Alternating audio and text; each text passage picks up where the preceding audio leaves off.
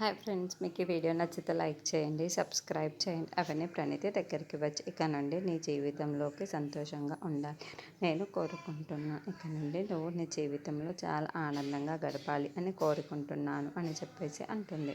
ఆ మాటలు వినగానే అక్కడున్న ప్రణతి చాలా సంతోషిస్తూ ఉంటుంది. ఇంతలో పల్లవి ఇంట్లో ఉన్న వాళ్ళందరి దగ్గరికి వచ్చి ప్రణతి సంతోషంగా ఉండాలని చెప్పి పూజ జరిపించి అందరు హారతి తీసుకోండి అని చెప్పేసి ఇంట్లో ఉన్న వాళ్ళందరికీ హారతి ఇస్తూ ఉంటుంది.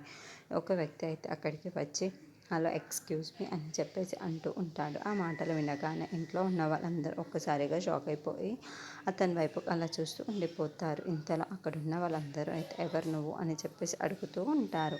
ఆ మాటలు వినగానే అక్కడున్నవాడు మాత్రం నేను ప్రణతిని ప్రేమించిన వాడిని, నేను ప్రణతి చాలా గాఢంగా ప్రేమించుకున్నామని అంటాడు. ఆ మాటలు వినగానే అక్కడున్న రాజేంద్ర ప్రసాద్ ఇంట్లో ఉన్న వాళ్ళందరూ కలిసి వాడిని కొడుతూ ఉంటారు. అది చూసి అక్కడున్నవాడు మాత్రం ఆగండి, నేను చెప్పేది కాస్త వినండి అని చెప్పేసి అంటాడు. ఆ మాటలు వినగానే అక్కడున్న అక్షయ్ ఏం చెప్పాలనుకుంటున్నావు నువ్వు, ఏంటో అది చెప్పు అని గట్టిగా నిలదీస్తూ ఉంటాడు. ఆ మాటలు వినగానే అక్కడున్నవాడు మాత్రం నేను ప్రణతి చాలా గాఢంగా ప్రేమించుకున్నాము, కానీ మా ఇద్దరికి పెళ్లి జరిగే టైంలో ఆ అవని పెళ్లి జరగకుండా ఆపేసింది. మేమిద్దరం పెళ్లి చేసుకునే వాళ్ళం, కానీ అవని వల్లే మా పెళ్ళి ఆ ఇద్దరి వల్ల ఆగిపోయింది. నేను ఇలా ఉండడానికి కారణం ఆ అవనియే, మేమిద్దరం ఇలా బాధపడడానికి కారణం ఆ అవనినే అని చెప్పేసి అంటూ ఉంటాడు.